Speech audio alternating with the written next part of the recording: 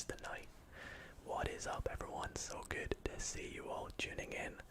Thank you, everyone, for coming along to tonight's Tuesday night stream. Trying to get back into the habit of streaming every Tuesday and Saturday, with a few missed cases last week for unforeseen circumstances. But welcome back, everyone. So good to see you all. How's it going, Zingy? Tack, what's up, man? Zeus, thank you so much for liking. Yeah, if you guys do enjoy tonight's stream, or tonight's video, if you're watching it back as a video afterwards, then be sure to drop a big thumbs up on it to show your support. It means so much to me, and it really helps out. So, yeah. Ryan, how's it going? Fish, how's it going? CNP is here as well. Yo, what's up, man? For sure, yeah. Glad you like the backdrop. Thank you so much. What's up, FRSR? Laugh, how's it going? Manny Singh, Ryan, Trevor, Liam, how's it going, guys? So good to see you. It's your first stream. Well, bro, welcome. Thank you for tuning in. If you are new here, then welcome. Welcome, welcome, welcome, welcome, welcome, welcome, welcome, welcome, welcome, welcome to the channel. In tonight's live stream, if you could tell by the title and by the thumbnail, we're doing something that is not unfamiliar to the channel, but it's a bit unfamiliar to these live streams because I've never, well, usually when we do a live stream, it's gaming related or just like a trigger assortment video. But tonight we're gonna be doing something that I think might not only help relax you guys and maybe send you to sleep, but also maybe be a bit educational or informative for those that might necessarily like maths or just want to know a little bit about maths. And that is, we're going to be doing a maths exam, a maths exam, which should be very, very fun, and I cannot wait to get into it, so we'll get into that in just a wee moment. Hey, Michelle, thank you so much, man, appreciate that. How's it going, Gel? My type of shot. Benjamin, Gel, how's it going, guys? So good to see you. I look so tired. You know what? I probably do. My sleep schedule is not the greatest at the moment. I will not lie to you guys. But yeah, this live stream idea actually came to me because I put out a couple maths videos lately, and you guys seem to have been really, really enjoying them. So I really do appreciate all the support on the maths video. I think we posted, let me check this out, because I think I posted a maths video literally like 2 weeks ago, and you guys are just blowing it up. It's on 30,000 views already, and you guys are just so awesome, so thank you so much for that. And yeah, I also started a side channel that's sort of like a project of mine, where I will be like teaching areas of maths, because one thing I want to do after university is to go on to teach maths, and to help me sort of, like, obviously I don't know how to teach, so to help me sort of get into the habit of teaching people, which might even happen tonight with a few of the questions. I might try and interact with you guys, see if you can help me work out the answers, things like that. But I created a channel which is linked in the description called SQA Maths, where I'll be teaching maths and all sorts of things, so be sure to go and check that out if you're wanting more videos, non-ASMR related obviously. But tonight it's all about ASMR maths and all about just having a good time, so thank you all for tuning in. What's up, Andy? Jamal, a few people asking about my Euro 2020 predictions. My Euro predictions. If you guys want, maybe I could make a predictions video, because I've not actually done one, but I've considering it. So if you guys think that would be a fun video idea, then be sure to let me know. However, I think we should be all good just to get started, so I'm not going to waste more time. I have got a little bit of a setup, so let me just move this on over. That should be all good, and the chat box should be coming up on screen.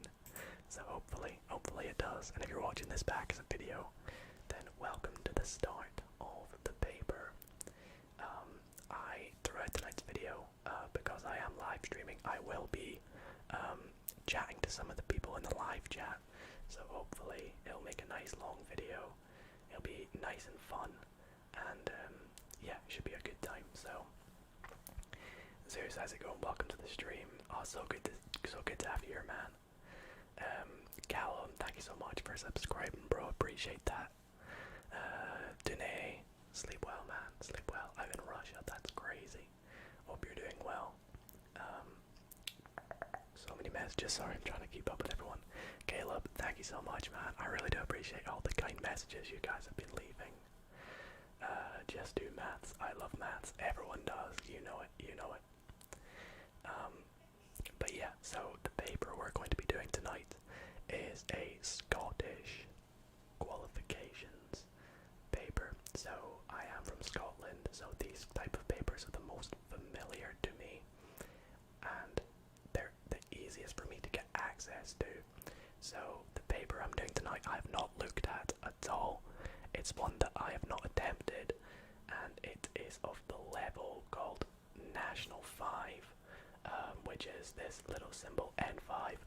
I don't know why the chat box isn't working. It should be. Oh, that's why it's not working. I have it hidden. Well, that's a great start. But the chat box should be working now, guys. Sorry about that. Yeah, so it's a National 5 paper, which is kind of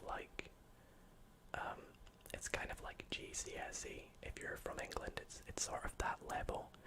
You kind of do this paper when you're in what we call 4th year, S4, maybe about 16 years old. So for someone that is currently 20 years old at university doing maths, you'd think I would be pretty good at this paper, but S4 was a long time ago for me. So hopefully it should be not bad. Preston, how's it going? Hope you're having a great afternoon in Texas. Liam, appreciate it. Yeah, a lot of you guys might have school right now, so this could be maybe a bit informative or helpful for you, whether you're studying or whatnot. But if you gotta head off because you've got school, then no worries. I appreciate you guys tuning in. Daniel, how's it going? Zinky, you got the 3 stars now. Let's go. Jordan, what's up, man? I'm trying to work out where to position like the chat box and the alert box, because the chat box, I don't know if it's a little too, like, can you guys see it okay, or is the text too like similar to the grey background? Because if it is, I can get a different background to put it on. So let me know if you're struggling to read the chat, and we'll get started any moment here, because we're about 10 minutes in now. We got 90 viewers, so what's up, guys? Thank you so much for tuning in. We are just about to get started, do not worry. Yeah, I'm actually feeling a bit nervous, I'm not gonna lie to you. I won't lie to you, Zingy. Time to listen to maths while doing late assignments. Laugh, hopefully you get them all done on time. Just finished school last week. Yeah, some of you might have already finished school or college and things like that. So if you have, then enjoy the summer. If not, then here's some more work to help you guys relax. Just watch the balloons video. Yo, respect. I hope you enjoyed that, because that was a long video. So it is such a good game. So can someone let me know if the chat box is too not bright, but like if it's not clear enough? Like, can you guys see the text? Because I don't know if it's maybe not dark enough, because if not, I might have to quickly get a different background, because I think the grey is it's too light and the contrast isn't looking very well. Let me know what you think. Yeah, okay. I will try and fix that. Bear with me one wee moment. What I am going to do is get a different background to put for it. So bear with me one wee moment. And I apologise about the delay in starting. I would say I was prepared, but I really wasn't. So give me 2 wee moments. And then we should be alright. We should be alright.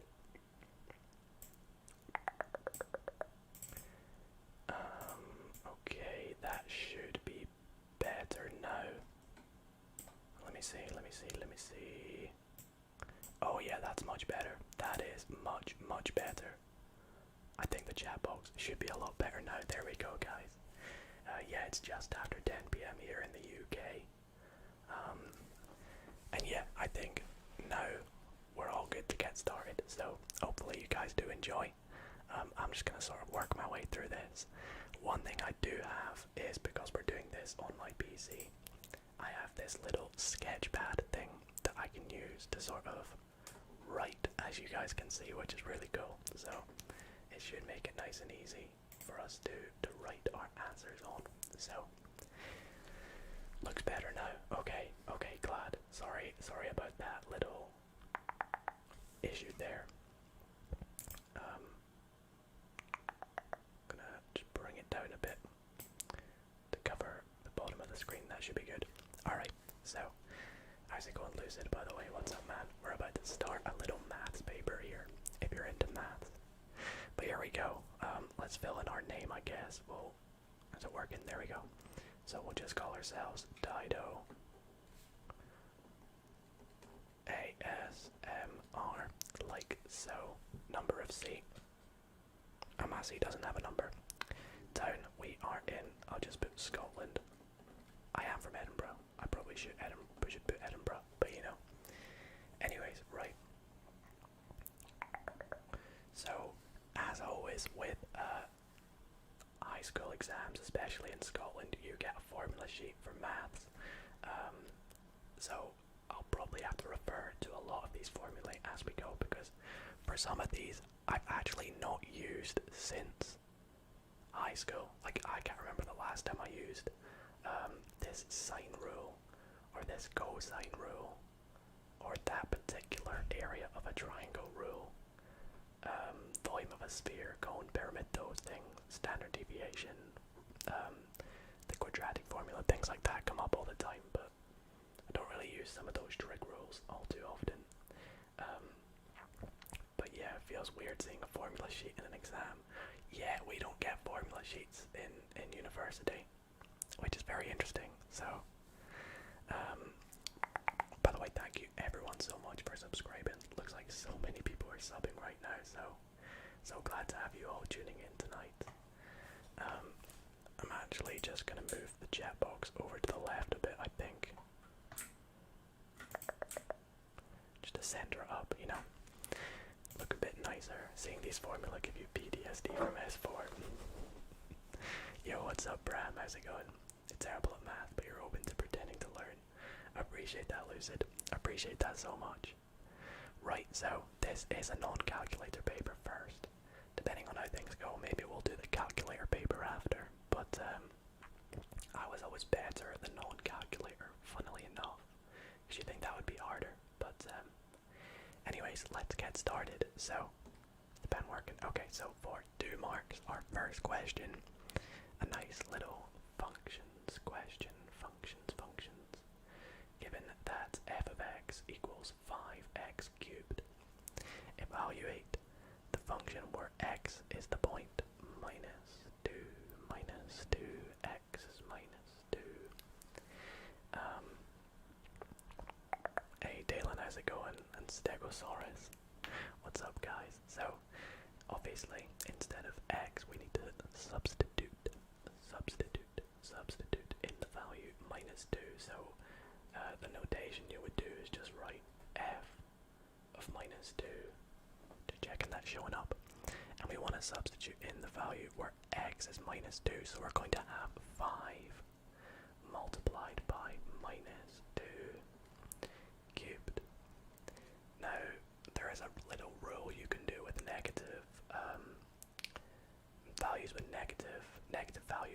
powers, and that's if the power is a odd number. If it's an odd number, your value will be a negative answer. So it's going to be basically 2 cubed, but with a negative in front.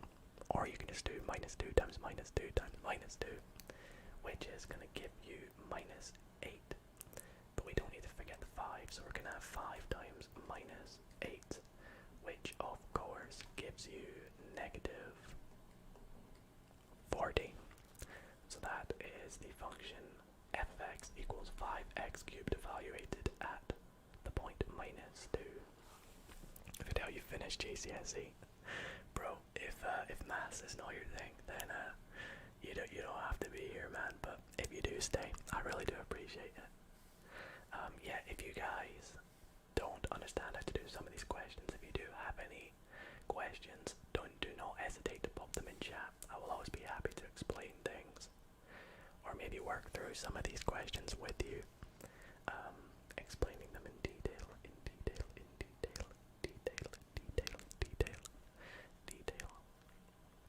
So I think, as long as that's correct, I think we got the 2 points for that. I'm pretty confident. Yo, we've nearly got 150 people watching right now. How's it going, guys? Yeah, we've had so many subscribers. What is going on? Thank you guys so much. I really do appreciate that. And 150 people watching. How's it going, guys? Even more pressure to make sure I get everything right. And if you are any good at maths, then do not hesitate to guess or make your answers in chat if you're doing it along with us. I'm that type of person that if there was someone else streaming this, I would actually be sat there trying to solve it before them. But that's just me. Oh, no problem, Jet Charlie. Thank you so much. Sorry about that. Thank you so much for tuning in. And Raftalia, how's it going? So good to see you. So good to see you. So, question 2 here.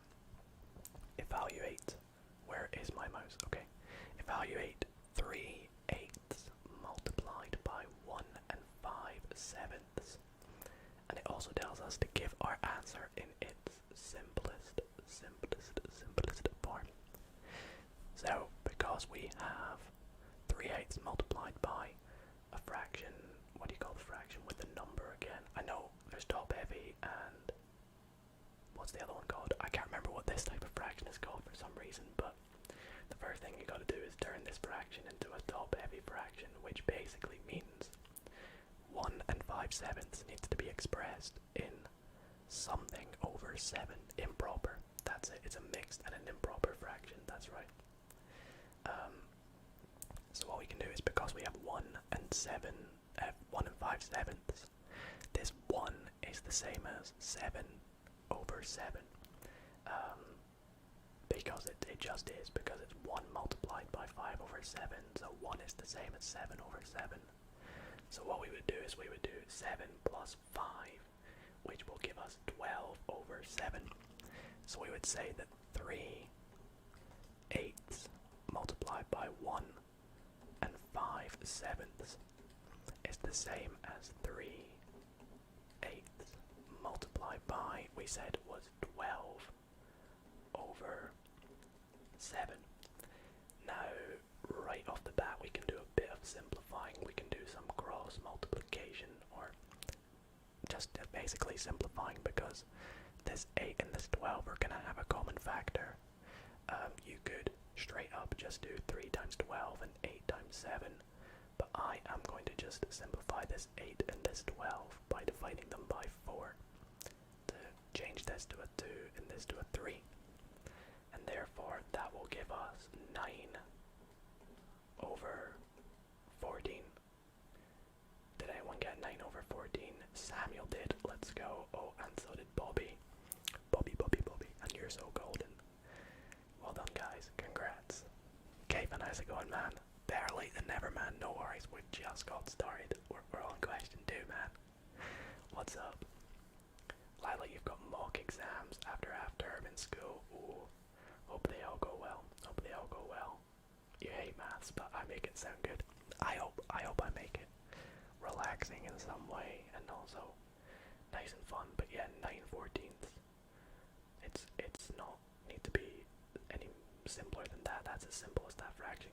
So that is it in its simplest form, as it did ask. Yo chaps, thank you so much for subscribing, appreciate you all tonight. Okay, so I keep losing my mouse because the pen is so tiny. There it is, it's all the way down there. Okay, so question 3. We are asked to expand and simplify x plus 5 multiplied by 2x squared minus 7x minus 3. So what we're going to do is begin by just expanding each term. So I'm going to rewrite it. I always like to rewrite it just to visualize exactly what I'm doing, give myself more time really to work out what's going on. So we can see that this x is going to multiply by each term in here. So we're going to get x times 2x squared, which is going to give us 2x cubed by the power rule.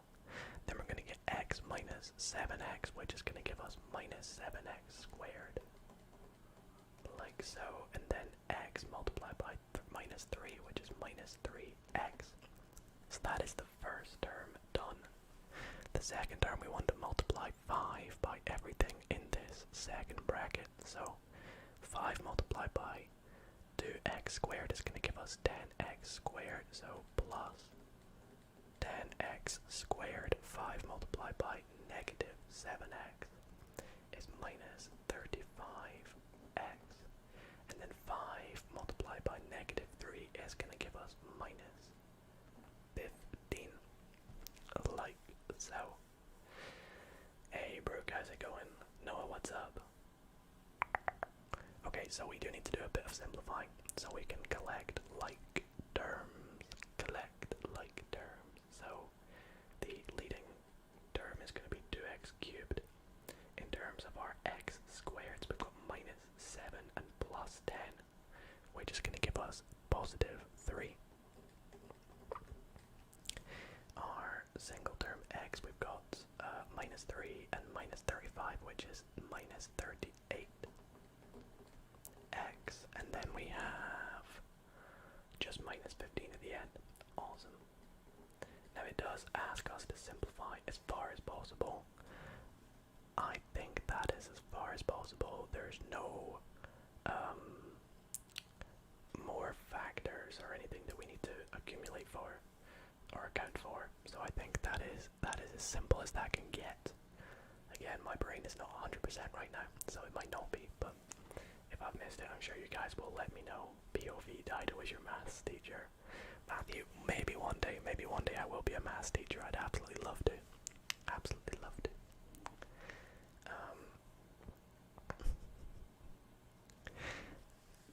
We're going, whatever that formula means, so what?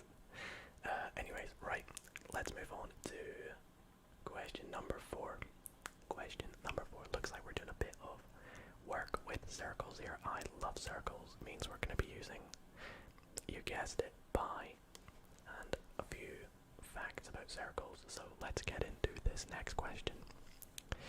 So the diagram below shows a sector of a circle. So a sector doesn't mean the entire circle, it means a particular section of the circle. So you can see that this, if we added in this little bit down here, like that, this would be the entire circle here, but because we don't have that bit at the bottom, it's kind of like a pizza. It's like a section of a pizza. We've had a couple slices of the pizza. The pizza. With center C. These used to be your favorite types of questions. These ones are good. I like these ones. How's it going, Archie? And Diffie goes, the radius of the circle is 30 centimeters. Calculate the length of the major arc AB. So because it's a major arc, we want to work it out from this point all the way around here, like this, all the way around, down to B, like that. That's the length we want to work out. Now you're probably thinking, how on earth do you do that? Well, we need to use a little fact about the circumference. The circle. Now we know that the circumference of the circle, I'll just put C, which equals pi d. So the circumference, it says to take pi to be 3.14, and the diameter is twice the radius, so it's going to be 60 centimeters. So like that. Now I'm just going to leave that just like that, I believe. Now we want to work out just this part of the circumference, so not the entire circumference of the circle. So the way to do that is we can use this little angle to help us work out a sort of proportion of the circle, or the sector composed, not composed, compared to the rest of the circle. So we would say that the arc length, is there a symbol for it? I don't think so. So I'm just gonna call it AB, I think. I don't know. I'll call it like C sub AB.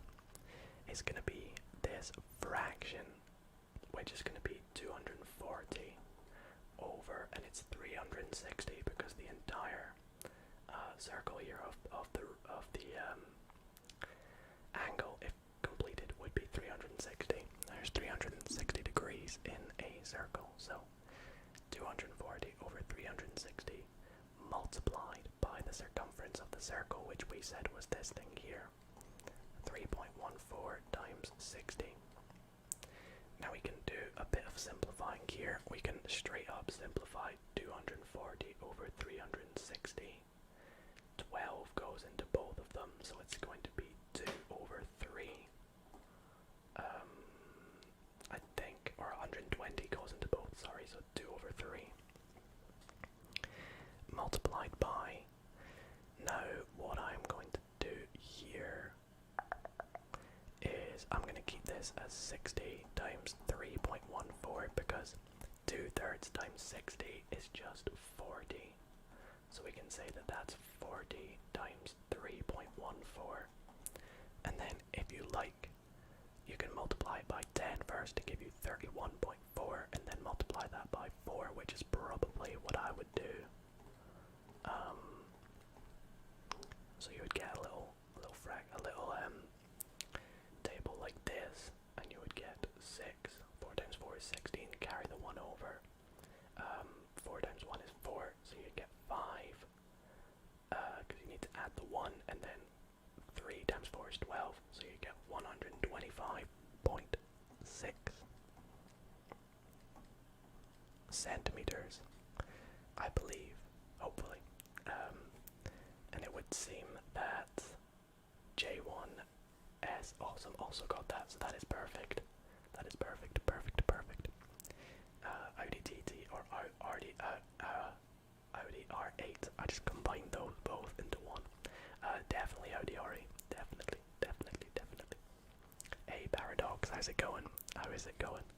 Dido the math god. Hopefully if that is right, then we should be all good. A little chimney sum, that's what you call them. Chimney sum, gotta love them.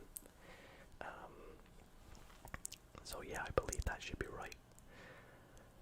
I feel 3 marks is like hardly anything for that question. If I like made this paper, I would probably give you like 4 or 5 marks for that. You get 1 for knowing that you need to use this sort of fraction. 1 for being able to, actually maybe not, 3 marks seems fair. 3 marks seems fair. Yeah, this will go up on YouTube after Raftalia, so don't worry. If you cannot make the entire stream, it will go up as public after. And yeah, what on earth is going? These subs are going crazy tonight. You guys are absolutely awesome, so thank you so much. We're nearly at 27k actually. That's so cool. That's so cool. So cool. So cool. Next question. All right. So, okay, doing a little bit of working with data. Here. The midday temperatures in Grantford were recorded over a 9-day period. The temperatures in degrees Celsius. I apologize to all Americans watching right now, but Celsius is better than Fahrenheit. But we've got the temperatures below. We've got 4 degrees, 7 degrees, another day with 4, 3, 6, 10, 9, 5, and 3. Well, this looks like it's definitely not summer, unless it's in Scotland. Calculate the median, calculate the median and the semi-interquartile range for these temperatures. Nice, okay, so firstly, these numbers are not in numerical order, so I think the first thing I'm going to do is rewrite them out in numerical order. So there's nine numbers, so we know we're going to have 3, then there's 2 4s, I think is next. We have 1 5.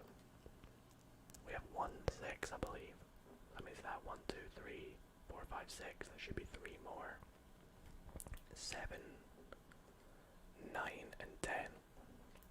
So I've just rewritten these in numerical order from smallest to largest to make it a bit easier to work out the median and the semi-interquartile range. Semi-interquartile range. The median, the best way to remember the median is the middle. Median number. So the middle number here is going to be the 5th number along, which will be the number 5. So we'll say the median is going to be 5, and that's because smack bang in the middle we've got 4 numbers on either side of it. And then for the semi-interquartile range, so to do this, you need to work out the 1st quartile and the 3rd quartile, and then do 3rd quartile, subtract 1st quartile divided by 2, I think. So we can work these out. So the median is technically the 2nd quartile. So if this is Q2, we would say Q1 is halfway between the 1st number and Q2. So it is going to be halfway between 3 and 4, which is going to be 3.5. So we'd say that Q1 is equal to 3.5. Similarly, Q3 is going to be halfway between here and here, so it's halfway between 7 and 9, which is of course 8. And then the semi-interquartile range, which I've not worked with in ages, I think is just 8 subtract 3.5. Is it divided by 2? I cannot remember if it's divided by 2, but I feel like it is, which is going to give us 4.5 over 2, which is 2.25, correct? I believe that is right. Can't remember if it's divided by 2 or not, but that feels like it should be. So that is 5A done. How's it going, Honey Badger? How are you doing tonight? Piece of advice for people who have just left secondary school is keep studying maths, because yeah, honestly, 100%. Maths is so important. No matter what you're going into do in life, maths will always come up, in my opinion, and it's a great subject to take. But if it's not your forte, hey, you don't have to do it. But we're going to plod on with the next question. Hey, how's it going, Damien? I am doing great, man. How are you doing? Okay, so the second question. Over the same 9-day period, the midday temperatures in Endog were also recorded. The median temperature was 8 degrees and the semi-interquartile range was 1.5 degrees. Make 2 valid comments comparing the midday temperatures of Grantford and Endog. Okay, well, the first comment, because we're asked to make 2, we probably need to make a comment about the median and one about the semi-interquartile range. So first, the median was 8 of Endog, and we said ours was 5. So because it's 5 degrees in Grantford as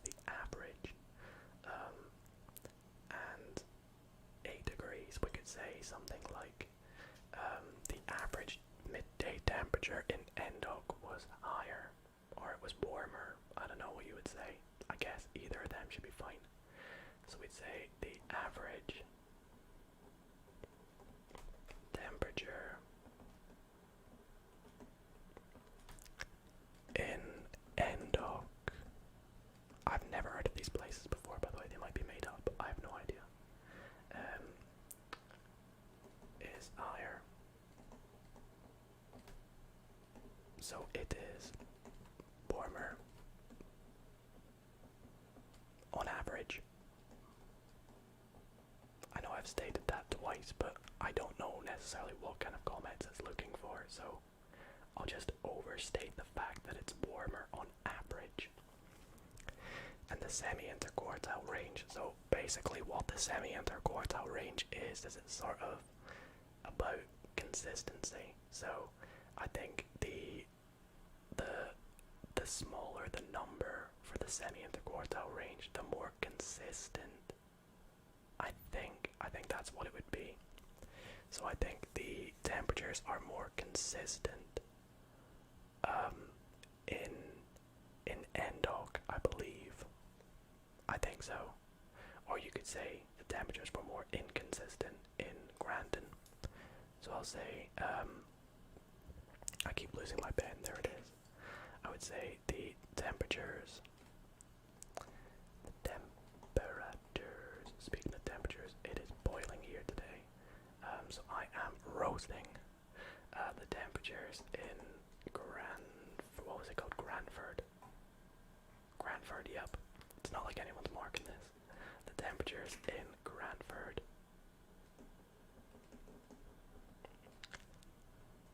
were more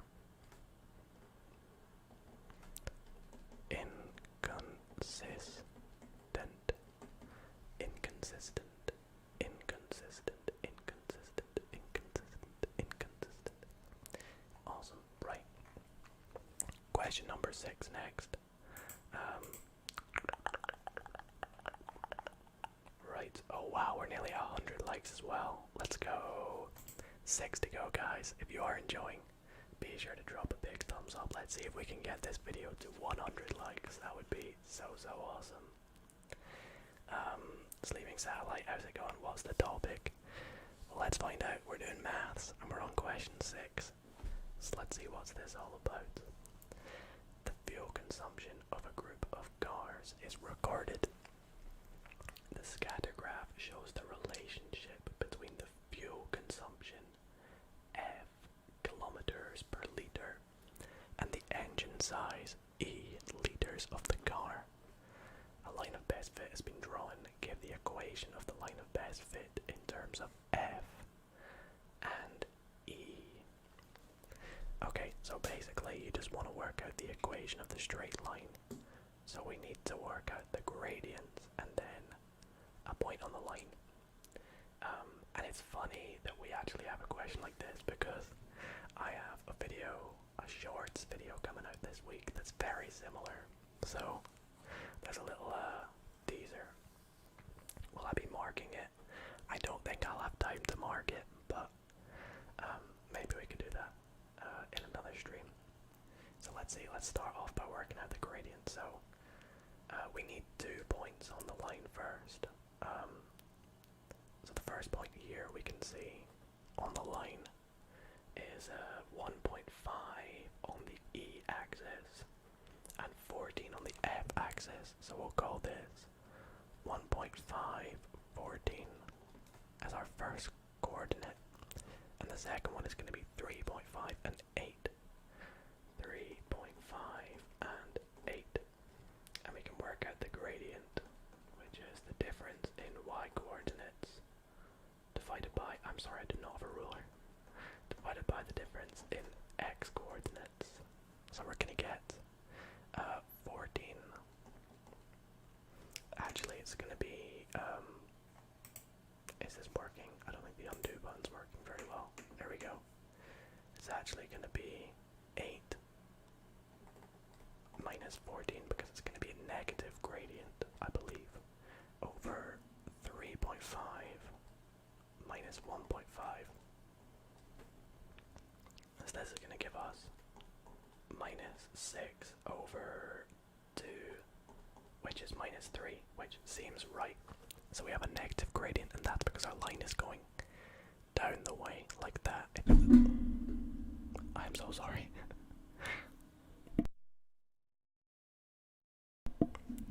I recently had to move my boom arm from my microphone, and I'm not used to it being on my left hand side, so sometimes my arm might nudge it. But basically, because our line is sloped down the way, it's going to have a negative gradient. So minus 3 sounds right. So now we need to take our gradient of minus 3 and a point on the line and substitute it into the equation of a straight line. So y take b equals x take a. I think you're meant to memorize this formula in high school. It's not too difficult, but we'll take this to be our a and this to be our b. So we'll say y take b, which is 14, equals minus 3x, and then a is 1.5. I'm just going to write this as minus 3 over 2. I think would be easiest because 3 over 2 is 1.5. So minus 3 is the slope. Minus 3 is the gradient of the slope. So basically, the gradient is the steepness of the slope. So the steepness of the slope, steepness of the slope is minus 3. And we actually shouldn't be using y and x. We should be using f and e, but I'll do that at the end. So now we can see that it's going to be y minus 14 equals minus 3x, and then minus 3 times minus 3 over 2 is going to be positive. Let's say that's going to be minus 6 over 2 times minus 3 over 2, which is 18 over 2, so it's just 9. So it's just going to be plus 9. And then we just take it over to the other side, so we'll get y equals minus 3x plus 14 to both sides is going to give us plus 23, I think. Plus 23, which seems to be right. But we need to change the y and the x in terms of f and e, so I think it's f equals minus 3e plus 23, which should be right. So that is the equation of the line of best fit for that graph. I should do your maths homework. Envy, I feel like that would maybe not be a good idea, although I would love to. Who's learning more from Dido than they have at school? I honestly get a lot of comments that say that. Like, I think I unintentionally explain things when I'm trying to do them. So, hey yo, Scottish undertones, Muzz is here. How's it going, man? I hope you are well. Hope you're well. I watched your video earlier on your new microphone unboxing, and I think it looks very, very good. It looks very, very good. So that's awesome. This is all double Dutch to you. Double Dutch. How can this be high school? You know what? Some of these questions are actually quite difficult for the level of maths this is, I think, personally anyways. Did I multiply my fraction wrong? Let me just double check. Minus 3 times minus 3 over 2. Minus 3 over 2 is the same as, or minus 3 is the same as minus 6 over 2. And we're multiplying that by minus 3 over 2, which is equal to 18 over 2, which is 9. So I think that should be right. I think that's right. If anyone else thinks I've made a mistake, be sure to point it out. Yeah, the new mic does sound great, man. I'm really jealous of you. Really jealous. How's it going, Jutani? What's up? Hey, Jay, appreciate that. Appreciate that so much. Should it be 9 over 2? I don't think so. Because so basically this negative 3, I think what you're trying to do just do -3 times -3/2 and thinking that you just multiply both the 3's there, but you can't multiply like a whole number by a fraction unless you express your fraction as a whole number or your whole number as a fraction. So -3 is technically the same as -6/2, because if you do -6 divided by 2, you will find you get -3. And then you're multiplying that by -3/2. And when you multiply out fractions, you just multiply the top. Oh wait, no, you're right, I did mess up. It's 18/4. I didn't multiply the bottom bit. I'm an idiot. Which, yeah, is 9/2. Thank you, guys. That was Dido trying to be too big brain there. Let me fix that up. See, this is why you always check over your answers, and I would never do that in high school, and I would make mistakes all the time when I didn't check them over. So now, okay, yeah.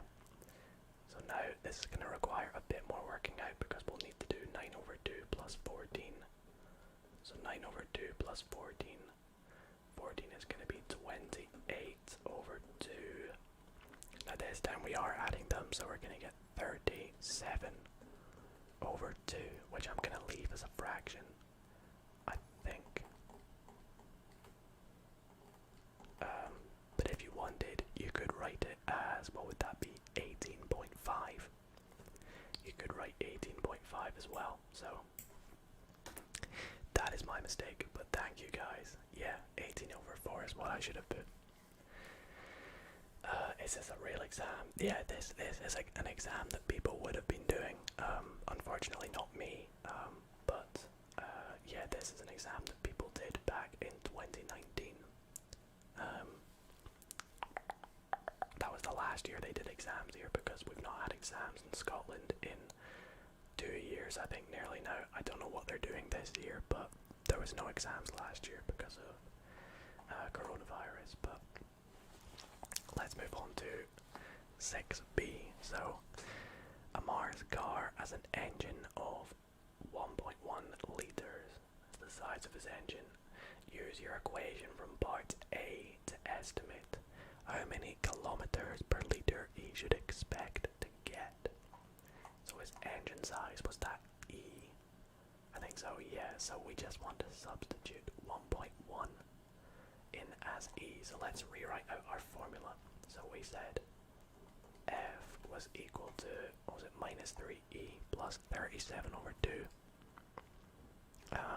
Minus 3E plus 37/2. And in this case, our engine size is 1.1, so we're going to do -3 times 1.1, and because they're using decimals, I'm going to change this fraction to a decimal and put 18.5. And now we can just work this out, as it's going to be -3.3 plus 18.5, which is going to give us 15.2. 15.2. So that is going to be, wait, what? It's kilometers per litre. I don't know if you just write that as like kilometers per litre, if you want to give units as well. I just realized for this question back up here, if I'm being complete. Oh, I did put centimeters. Okay, that's good. Always remember to put your units. Is this National 5? Yeah, Jose, this is National 5 right now. Dido is such a good explainer. He tried to manage to convince you that my mistake was right. Yep, we do make mistakes every so often. We do. Hey, Sabian, thank you so much. Appreciate that. How's it going, Wusha? What's up? How's my girlfriend at maths? She actually does a particular course involved with maths as well. She does actuarial sciences, which is like a branch of maths, kind of. I think the actual name of her course is like mathematical, statistical, and actuarial sciences, so I think it's harder than my course, to be honest. Alright, question 7. The area of a trapezium, is given by the formula area equals half h multiplied by x plus y, and we are asked to make x the subject of the formula. So I'm going to do what I usually do and just start off by writing out the formula again. I've never heard of the area of a trapezium before, so that's something new I learned. And the first thing we're going to do here is try and get rid of this fraction. Fractions aren't really nice to work with when you're trying to change like the subject of something, so I'm going to multiply everything by 2 to get rid of this fraction.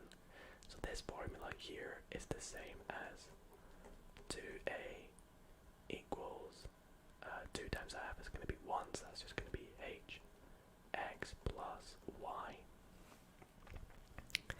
Now we want to get x on its own, so what we're going to do here is divide h on both sides.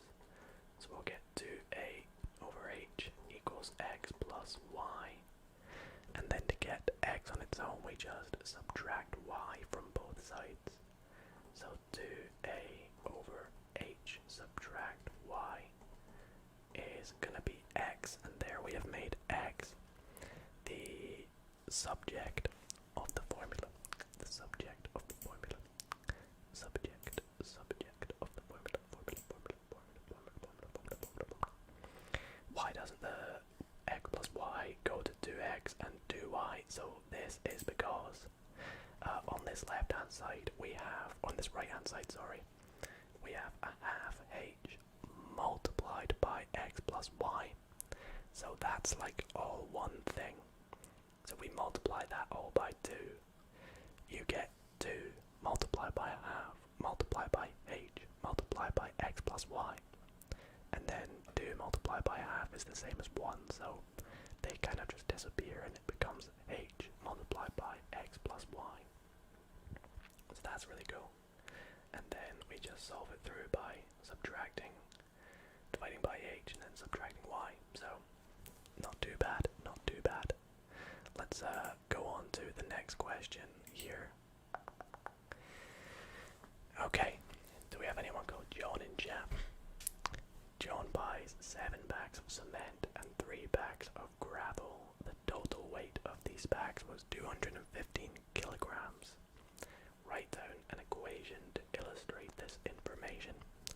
Okay, so we can just say that because he bought 7 bags of cement, we'll call this 7C, C for cement, C for cement, and 3 bags of gravel. So because he's buying them together, we are adding them.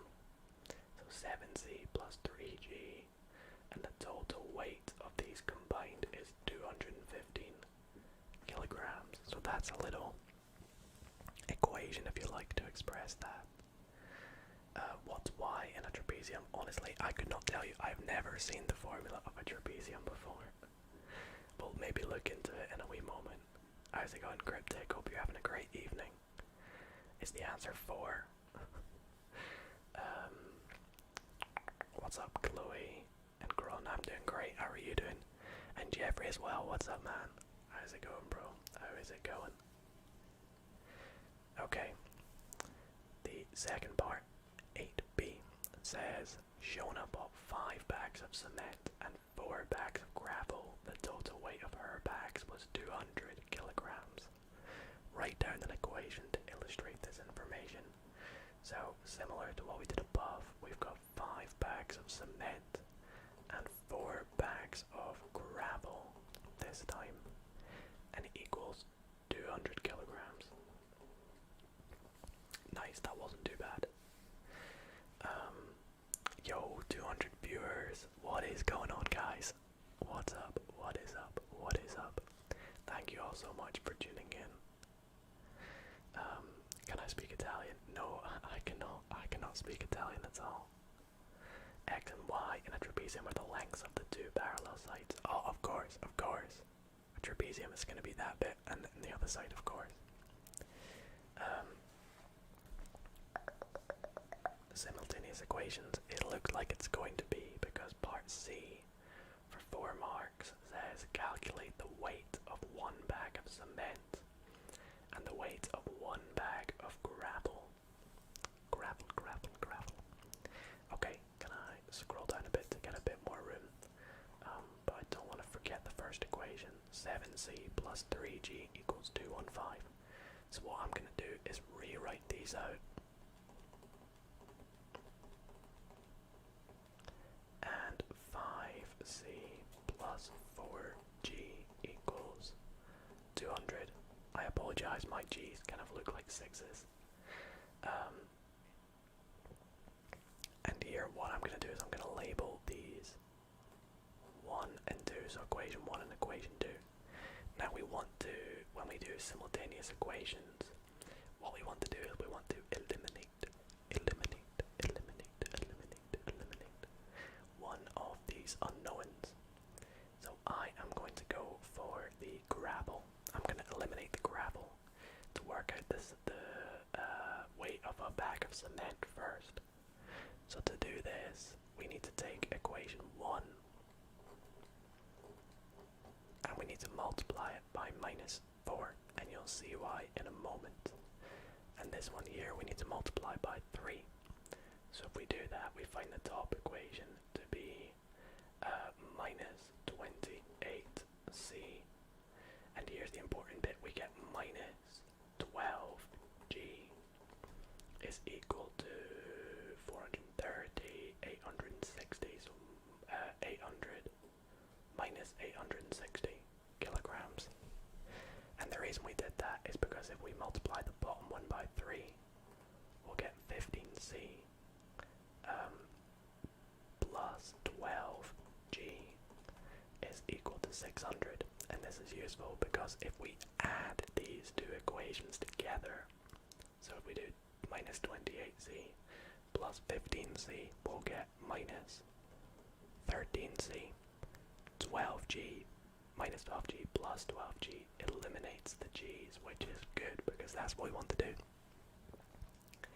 And then minus 860 plus 600 is going to give us minus 260. So now we can work out the value of 1 bag of cement by dividing both sides by minus 13.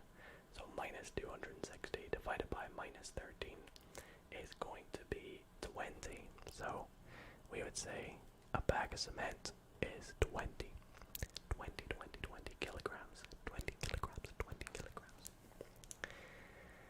Hopefully, if I've done that right. More coding videos. Do you want to see more of them? Definitely give it another go. Those likes going fast. Oh yeah, I didn't check if we hit 100. Did we hit 100? Yo, we did. We've well past 100. We've got 150 now. Appreciate that, guys. Thank you so much. If you're watching and you've not already liked, then be sure to drop a big thumbs up on this video, on this stream, whatever you're watching it as. So now, because we have worked out the value of, or the weight of 1 bag of cement, we can use this to work out the weight of a bag of gravel. So what we can do is we can say, we can substitute the fact that c is 20 into one of our equations. Let's just do it into equation 2. And when we do this, we get 5 times c. Now c is 20. So 5 times 20 plus 4 times g is equal to 200. G being the weight of a bag of gravel. So we get 100 plus 4g equals 200. Or 4g equals, subtract 100 from both sides, is 100. And then therefore divide both sides by 4. You get that the weight of a bag of gravel is going to be 25 kilograms, which is good. Very, very good. So we get that the weight of cement, now you should probably write a little sentence at the end saying that 1 bag of cement is 20 kilograms and 1 bag of gravel is 25 kilograms. But I don't think I have enough space, so I'll just write a little thing saying where C is the weight of a bag of cement, and then I'll put G is gravel, and hopefully if my marker was working this, they could work that out. They could decipher that. Yo, Jamie, how's it going, man? Welcome back to the streams. Hope you're doing well. Of course, we've not forgotten you. Charlie, yo, what's up? This is very relaxing, even though an exam is usually stressful. Of course, we do have a bit of a different, what would you call it, setting for tonight, as opposed to what an exam would usually be. So, do I have a drawing tablet? Yeah, we do. I got one recently, and it's been really, really fun to use. So, let's go on to the next question. Question 9. Now, I actually was really bad at these questions, I remember. And that's because I think when I learned this topic in high school, my teacher, she was on maternity leave, so we had like substitute teachers for like a month, and they were trying to teach us like parabolas and things like that, and they couldn't do it because maths wasn't their subject, so they were just reading us notes and writing it on the board, and they weren't very good at it. So I'll give this one a go, but no guaranteed I'll get this right. So question 9 says, the graph shows a parabola. The maximum turning point has coordinates 420. Of course it does. 420. As shown in the diagram, write down the equation of the axis of symmetry of the graph. Hey, that's not too bad actually. That's alright. So we can see that this graph is going to be symmetrical about the turning point down this little dotted line that I've drawn here. Now, any vertical line will have the equation x equals and then a value, and that's because it's parallel to the y-axis, so the x value on this line will always be the same, but the y value will be changing all the time.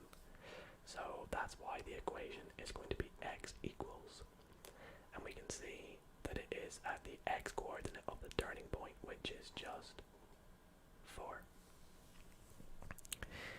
Is this GCSE? This is kind of like the Scottish equivalent of GCSE. It is National 5 is what we call it up here, but they're about the same level, I'm pretty sure.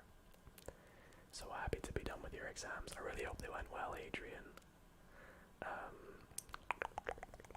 had to get in touch with you. Wish if you do want to drop me a message, I have Instagram, Twitter, both of them in the description. If you want to drop me a follow, drop me a message. I always try to read every message I get. So whoever created this exam knew what he was doing. Yeah, he did with his 420. Where's my pen? There it is. We got 420. You know it. Okay, what does part B say? The equation of the parabola is of the form y equals b subtract x plus a squared. So some sort of completing the square type of thing. State the values of a. So because we have this negative outside here, this a is going to be the negative value of the x coordinate of the turning point. Because when we multiply that by 4, it will give us, by minus 1, we'll get a positive value, and this just means the shift of the graph. So this is going to be, a is going to be minus 4, I believe. That bit's quite hard to explain. And then b is just going to be the y coordinate, which is just 20. And so those are the values of a and b. So that wasn't too bad actually. Wasn't too bad. First time that you like math. Okay. Question number 10. I've no idea how many questions there are, by the way. But we'll go a wee while tonight. I'm feeling good. I'm feeling good. Might have to take a quick break to go get some water in a bit though, because it's boiling. But question 10 looks like we're doing a bit of work with vectors. So let's take a look. In triangle BQR, the vector BR, which is this line from B to R, is given in vector form by 6 minus 4. And RQ, which is this vector here, is minus 1, 8. And we are asked to express BQ in component form. Now, BQ we don't have, so we need to work that out. So how do we get from B to Q? Well, we can go from B to R, and then from R to Q, and we have both of these. So we would say that BQ is the same as BR plus RQ, like we showed. And it just so happens that we have these two, so that's nice and easy. So we're just doing 6 minus 4 plus minus 1, 8. And we're asked to give it in component form. So that's why we're doing it in this sort of bracket thing. Now because we just have 2 by 1 vectors, what we're going to do is just add the top components together and bottom components together. So 6 plus minus 1 is just 6 minus 1, which is 5. And then minus 4 plus 8 is going to give us 4. So that is the vector BQ. BQ, BQ, BQ. Lottie, you've been a member for a week and you haven't seen your name at the end of the videos. I need to update the credits. I am so sorry. I have not done that yet. I really need to update the credits. I've not done it in about 2 weeks now, since the last members only video.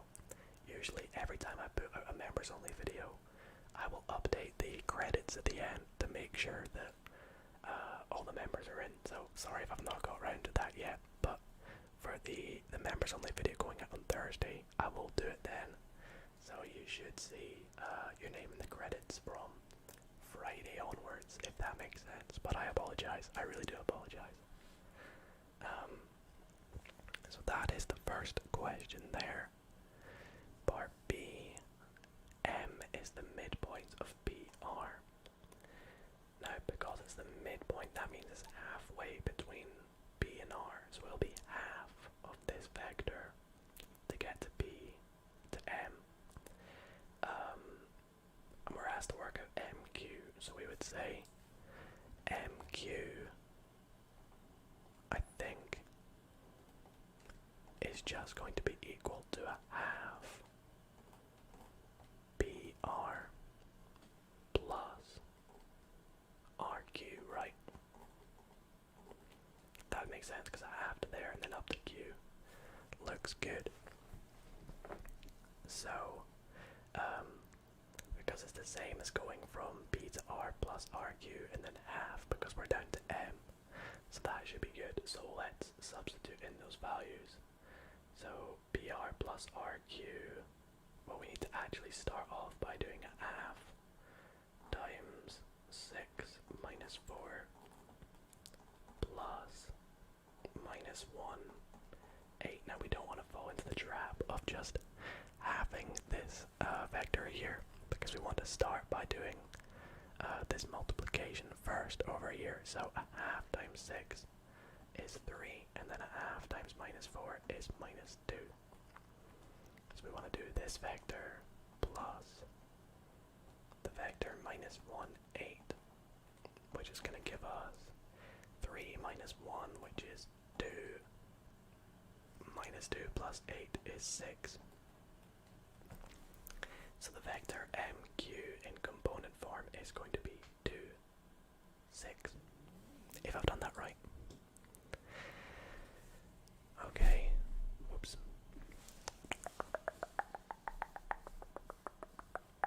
Right. Let's move on to the next one. How many questions have we got? I'm just going to do a skim. 15. Okay, 15 is the last question, so we've got 5 more to go. And then maybe we'll take a break, or we might call it there. It depends how we're feeling. Alright, question number 11. Question number 11. Question number 11. Bam. Have we got any Bams in the chat? There was a lady at my work that I used to work at called Bam. Bam is designing a company logo. She starts by drawing a regular pentagon A, B, C, D, E.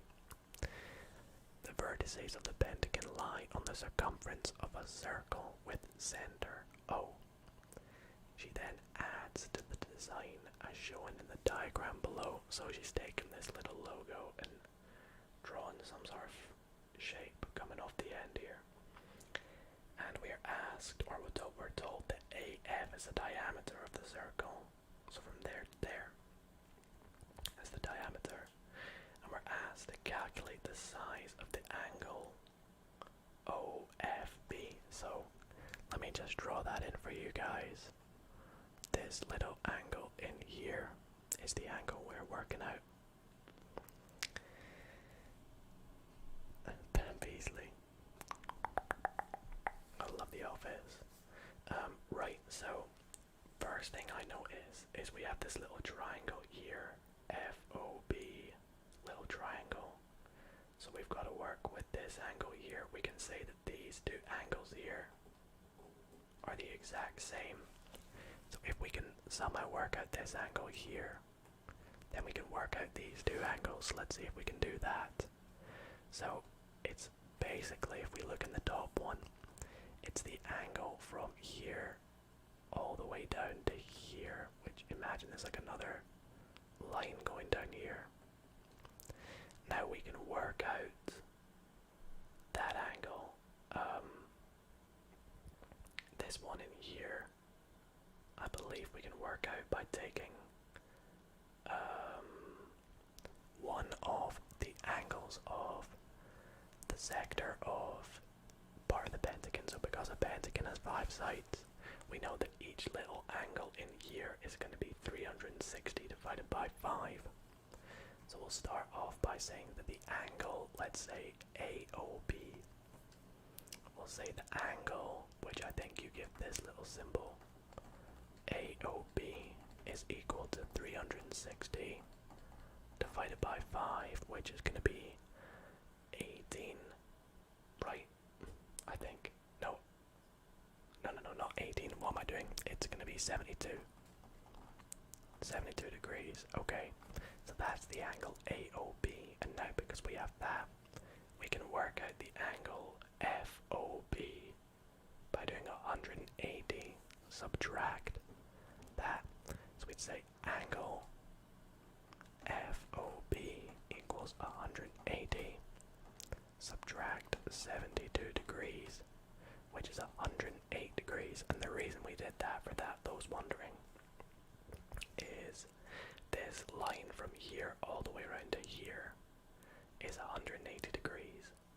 And because we have this angle here, which is 72, this angle here is going to be 180. Subtract 72, which is 108.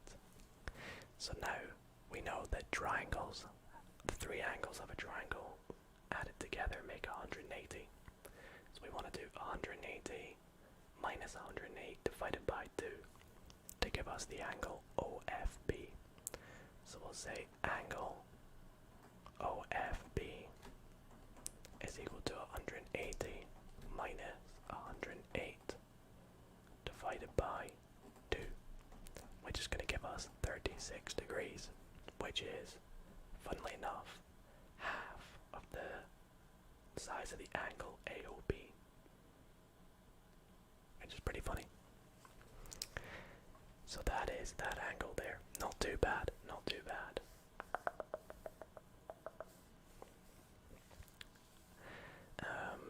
Hopefully you guys kept up with that one there. But we'll move on to the next one. Question 12. Question number 12. Express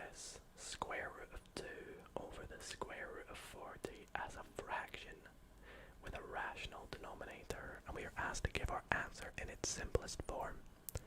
So when you rationalize the denominator, what you're essentially doing is making sure you've not got any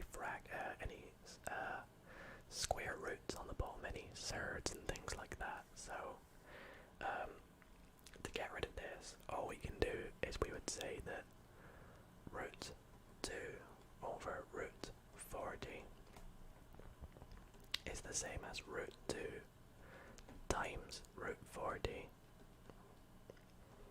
over root 40 times root 40, and this is because root 40 over root 40 is just 1, so it's basically the same as multiplying it by 1. But when we do this, we should get root 2 times root 40, which is root 80, and square root of 40 times the square root of 40 is just 40. So we get square root of 80 over 40. Now we can do a bit of simplification here. So the square root of 80 is the same as, let's see, 16 times 5, I think, is what we're going to go for. And the reason we do this is because the square root of 16 times the square root of 5 is 4 root 5 over 40.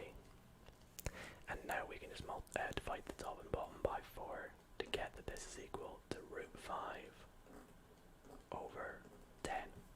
Perfect. Perfect, perfect, perfect, perfect, perfect. This is the type of content that would make YouTube Kids actually good. I think you're getting tired now. My whispering is making you fall asleep. I mean, I hope you guys are relaxed. I feel like I saw a comment on the maths video I posted a few weeks ago where someone was like, maths makes me sleepy, ASMR makes me sleepy. It was like, this video is like a mega sleep inducer or something like that.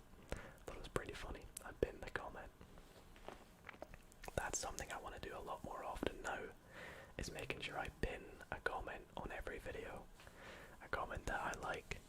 So be sure to get commenting on videos if you want to get your comment pinned. I love looking at comments. I do it almost every night before I go to sleep, or every morning from the video that went up last night. And you're heading off to sleep now, Zinky. Thank you so much. Thank you for watching. Do sleep well. I will speak to you tomorrow, and thank you for tuning in. Check the chat, Dido. I've been checking it. Don't worry, I got you guys. I see all your messages.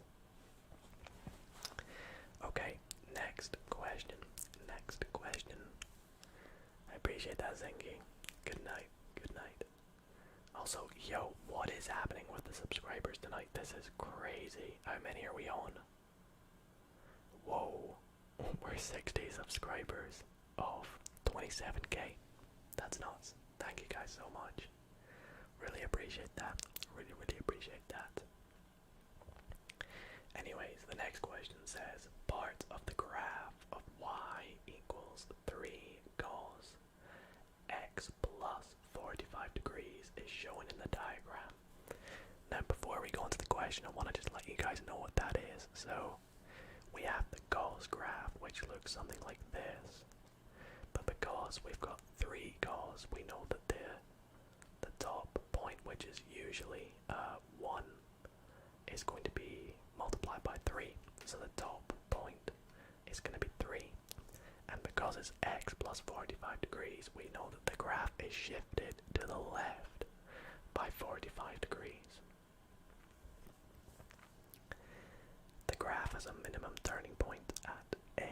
State the coordinates of A. Okay, so if we were visualizing this as the standard cos graph, which would look something like that, the coordinate A would have x coordinate 1 and y coordinate of 180 because it's halfway between the start and the end, and the period of a cos graph is 360 degrees, which means the distance from the start to the end, x coordinate wise.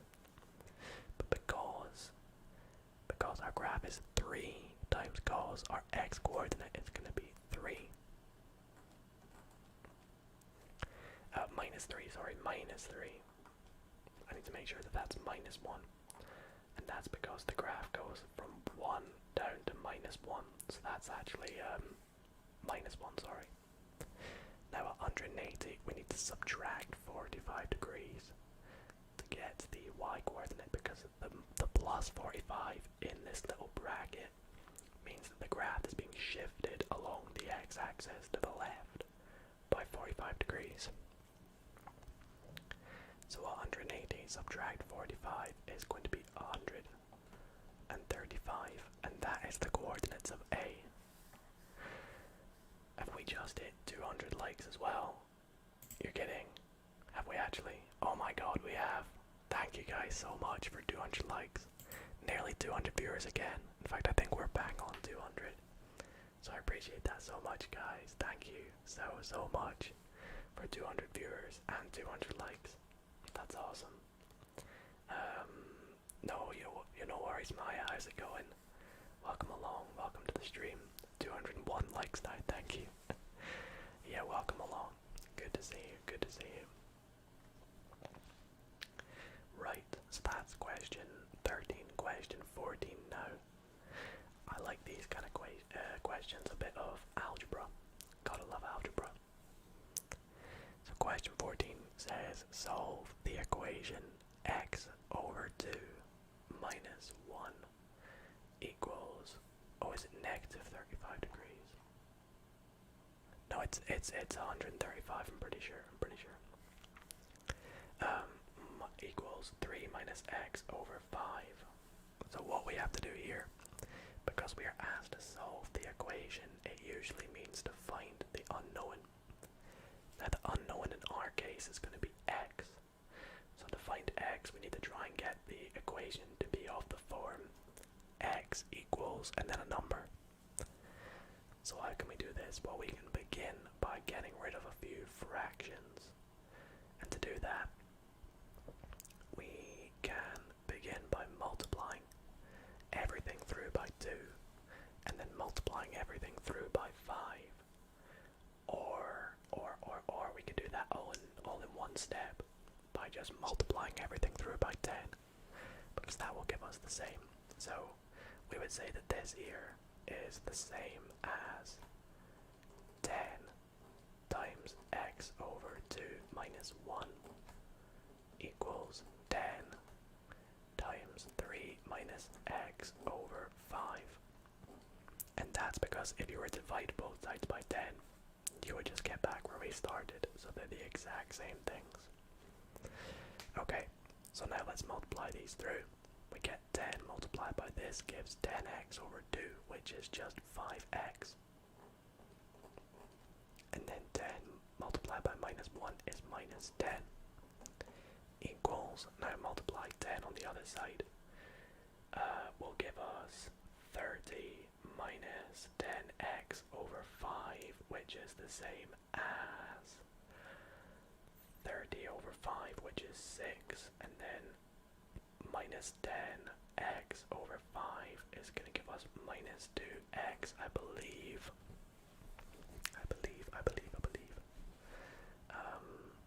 And then all we have to do now is solve for x. So we add 2x to both sides to get 7x, and then add 10 to both sides gets 16. So we get x equals 16 over 7, which is not a very nice answer, but I'm pretty sure it's correct. I'd be inclined to say so. Hopefully it's right. You guys can let me know what you think.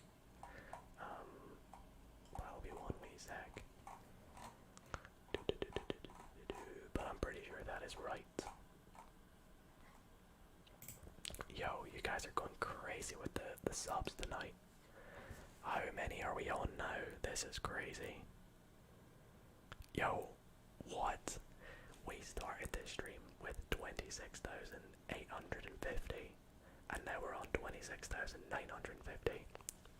100 subs in tonight's stream. Thank you guys so much. I really appreciate all the support. That's actually nuts. It's nuts. Right. So if that's right, we'll move on to, I think, the last question in this paper. I'm not sure if we're going to do the calculator paper or not. I might have to take a break if we do, but last question. A ball is kicked from a cliff top. Why would anybody want to kick their ball off a cliff into the sea? I don't know, but this person kicks a ball off a cliff into the sea. The height, h meters of the ball relative to the cliff top after d seconds is given by the equation h equals 12d minus 5d squared. Calculate the height of the ball above the cliff top after 2 seconds. So for this, we want to work out the height of the ball after the ball has been kicked for 2 seconds. So at least there's a ball and not a person. So to do this, we want to just substitute in the value 2 as d to work out h. So we'll say after 2 seconds, the height is going to be 12 times 2 minus 5 times 2 squared. Yeah, no worries, Josh. We will be posting this as a video after, so you can always watch it back anytime you want. Anytime you want. Anytime you want. So now we can just evaluate this. 12 times 2 is going to be 24. 2 squared is 4 times minus 5 is minus 20. So we get a height of 4. Is it meters? Yeah, 4 meters. So that is going to be the height of the ball after 2 seconds. 4 meters, 4 meters. Okay. And the last question, I think, 15b. The graph below represents the height, h meters, of the ball relative to the cliff top after d seconds. The sea is 17 meters below the cliff top. After how many seconds will the ball hit the sea? Well, we know that the ball is given, or the height relative to the ball of the cliff top is given by the formula 12d minus 5d squared. And the distance down to the sea, or the height, is 17. So that's the same as saying 17. Or is it going to be minus 17? Because it's negative. I'll go with negative. Negative 17. I think it's positive 17 though. But we'll work it out. It's going to be, what did we say it was? 12d minus 5d squared.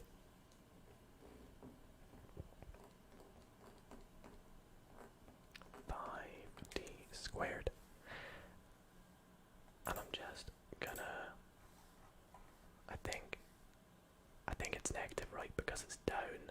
It's going down 17 meters. And it's even put minus 17, so surely it's got to be minus 17, right? So we want to work out after how many seconds will the ball hit the sea. So to do this, we just want to solve for d. So to do that, we will set this equal to 0. So we'll get 12d minus 5d squared plus 17 is equal to 0. And then all we have to do is solve for d. But before we do that, yo, what's up, Sander and Max? How's it going, guys? Welcome back. Welcome back. You lost your computer. Oh no. Glad you've got it back now.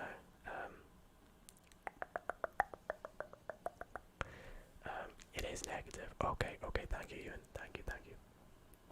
So now we need to solve for d. So what I am going to do, I'm actually just going to rewrite this as 5d squared minus 12d minus 17 equals 0, which is just the opposite of this. And then we can solve for d by making 2 brackets, one with 5d and one with d. 17. So it's going to be, I think it's minus plus 1. I think it's minus 17 plus 1. And then we can work it out. 5d squared minus, yeah, that's going to be it. So that's going to be it factorized, set it equal to 0, and then all we have to do is say that either, so we get two values for d by doing this. We either get 5d minus 17 equals 0, or d plus 1 equals 0. Now d cannot be two values, so if we solve for d in both cases, we get 5d equals 17, or d equals 17 over 5. And in this case we get d equals minus 1, but d cannot be minus 1 because you can't get negative 1 seconds. So we say that the ball will hit the sea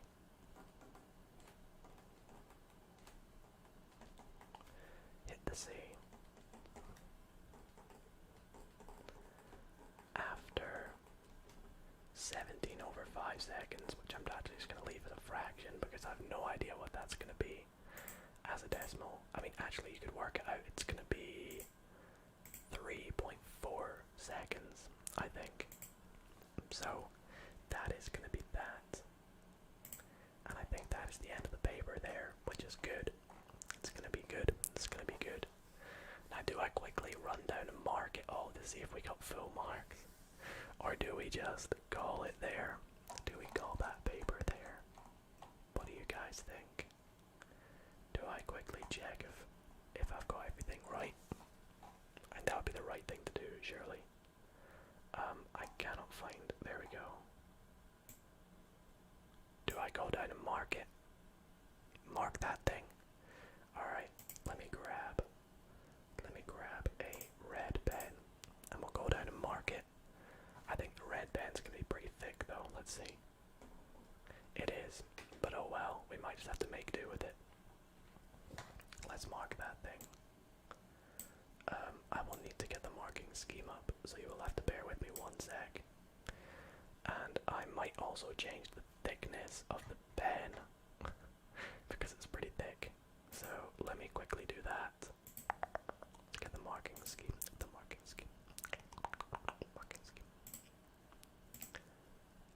Okay.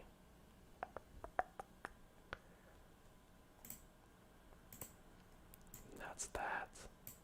Awesome. So now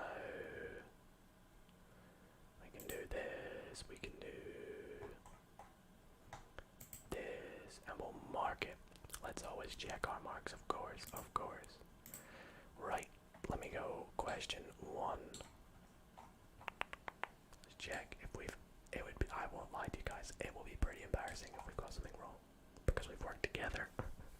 And you'd think I would be able to do this, right? Well, let's find out.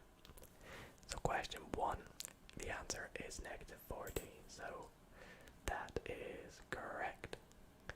And we get 2 marks for everything we've done there, so we get 2 marks.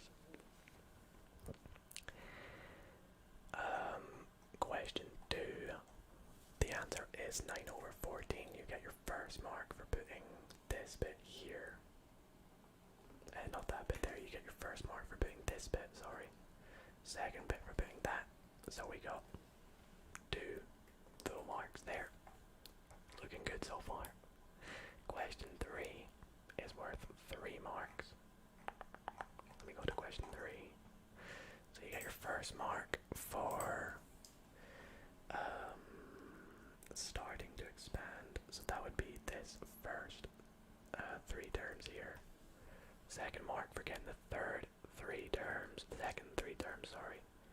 And the answer is 2x cubed plus 3x squared minus 38x minus 15. Tick. 3 marks. Lovely. Question 4. Just look straight at the answer and I can tell you we've done it right. So, let's see. First mark for knowing to use this fraction. Second mark for knowing it's 3 60. And the third mark for getting 125.6. So we get 3 out of 3 for that one. Did I skip a question? No, I didn't. Question 5. This is the one that I'm a bit anxious about, to be honest, actually. The median is 5. Okay, thank goodness. You get a second mark for working out the quartiles, which we put as 3.5 and 8. That's actually just worth 1 mark though. And the third mark for getting 2.25. Nice. So we get all 3 marks. Now this next one, I put on average, the answers are on average the temperatures in Grandford are lower. On average the temperatures in Endog are higher. That's the same, right? That is basically the same. Will you guys give me that? That is basically the same. I said in Endog they're higher, but they said in Grandford it's lower. It's the same thing. I think we give ourselves the mark. And we say that the temperatures in Grandford are less consistent. Yep, we said the temperatures in Grandford were more inconsistent. So I think we get the full 2 marks for that there. Which is good. Which is good.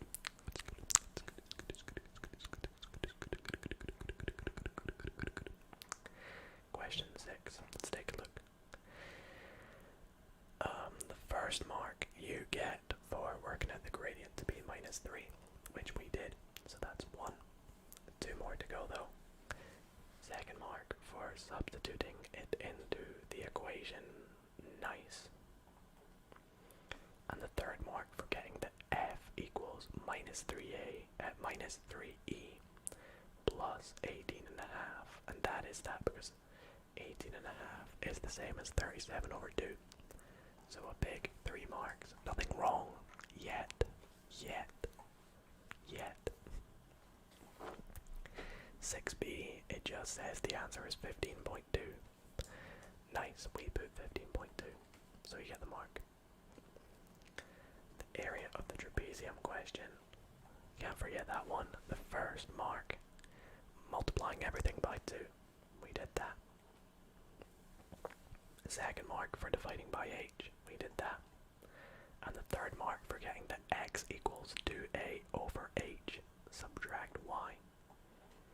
3 out of 3, baby. Let's go. Okay. Question 8. The simultaneous equations question. The first formula is 7c plus 3g equals 215. Check. Second equation should be 5c plus 4g equals 200. Check. And 4 marks for this last question. First one for doing a bit of scaling, which we did. We multiplied by -4 and multiplied by 3, which is good. Second mark for working out the value of the cement to be 20, which we did. Third mark for working out the gravel to be 25, and the final mark for writing that sentence. So thank God I wrote that little sentence at the end, because that gets us the 4 marks, which is good. Alright, question number 9. Question 9. If only these were stoichiometry chemistry problems. I probably butchered that, but I've never heard of that.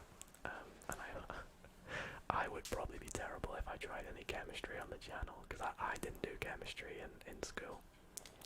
Wasn't a big fan of it, but I can appreciate that you guys might be.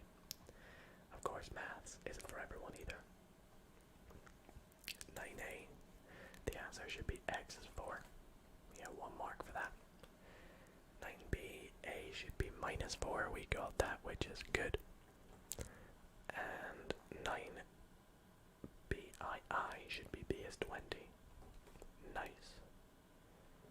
Full marks there. Question 10. Did I take biology or physics? I did take physics, and I actually put a poll out on the channel community page a couple weeks ago, or a few days ago I think. I can't remember how long, it must have been a week ago, week and a half maybe. And I asked you guys, let me get it up, in the poll. I'm loving making like educational ASMR videos at the moment, like these maths ones. And I asked you guys what kind of educational related video would you like to see next? Physics, applied maths, calculus, or statistics? And the reason I picked those four was because they are areas of maths or science that I have done, and so I'd be able to give it a good go. And physics ASMR came off on top with 53% of the vote. So that's probably what I'm gonna have to go for, which is good because I love physics. So I'm excited to record that video very soon, hopefully. So okay, let's see if we got question 10 right. 10A should be 5 and 4. Nice, we got that. So we get 1 mark. Max, what grade is the PQR stuff? I don't know if, is that in reference? I don't know what PQR is. That might be in reference to the chemistry thing. Can't remember the last time you watched your live. Oh, thank you so much, Spicy, for tuning in. Hope you are enjoying this stream, and I appreciate your message, man. So part B. First mark for stating that it is a half BR plus RQ, and second mark for getting 2/6. So we get the full 2 marks for this. Question 11. Okay, you get the first mark for finding the angle 72. Second mark for finding the angle 108. Oh my god, I can't believe I did this right, this one. And the third mark for getting 36 as the final answer. Because that kind of question, I don't remember learning that kind of stuff. It's kind of just like common knowledge, that one. Or like general math knowledge, if that makes sense. Question 12. Worth 3 marks. The first mark for getting root 80 over 40. We wrote that. The second mark for getting 4 root 5 over 40. We wrote that. And the third mark for getting root 5 over 10. I love the jubbly. I love the jubbly. I love the jubbly. I love the jubbly. Question number 13 is worth 2 marks. 1 for each coordinate. Oh my god, I'm such an idiot. Okay, so this one I got right, but I wrote them the wrong way around. I did the x coordinate and the y coordinate the wrong way around. So I actually, if this was an exam, I would have got 0 for that. But that was just silly me being too tired, writing them the wrong way around. Of course, that's the x coordinate. I promise you, if you track back to me talking about this question, I literally said that -3 is the y coordinate. I just wrote it as the x coordinate because I am an idiot. So yeah, actually I'm not going to give myself any marks for that. I'm going to be strict. Hey, how's it going, Tanner? How is it going? Question 14. We get the first mark for eliminating the denominators. So basically having the line of work that says 5x minus 10 equals 6 minus 2x. Boop. The second mark for getting 7x equals 16, and the third mark for getting the x is 16 over 7. So we got all 3 marks for that one. Yo, randomness, ASMR Gavin, how's it going, man? It's been a while. Hope you're doing good, man. Hope you are doing well. Is this college level? I think this is high school level. I don't know what you're referring to as college, but in Scotland, we call this high school level. And Cammy's here as well. Yo, Cammy, what's up, man? Hope you're doing good. Hope you are doing well. You have your maths exam next week. Oh boy, I hope it goes well. What level is it? I think, is it A level you're doing? Not sure.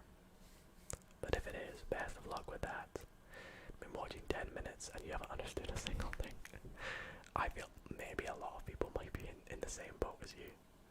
But if you do understand, hopefully you are enjoying it. Or regardless anyway. Hey Jack, how's it going? Oh, Cammy, you're from Scotland. I'm such an idiot. I'm such an idiot, of course. Of course it's not A level, it's going to be higher. Wow. Best of luck with your higher maths exam. I loved higher maths. Absolutely loved it. For those that don't know, I have another YouTube channel where I teach areas of maths. And the particular sort of course that I teach is the Scottish qualifications course. It's called SQA Maths and it's linked in the description if you want to go and check it out.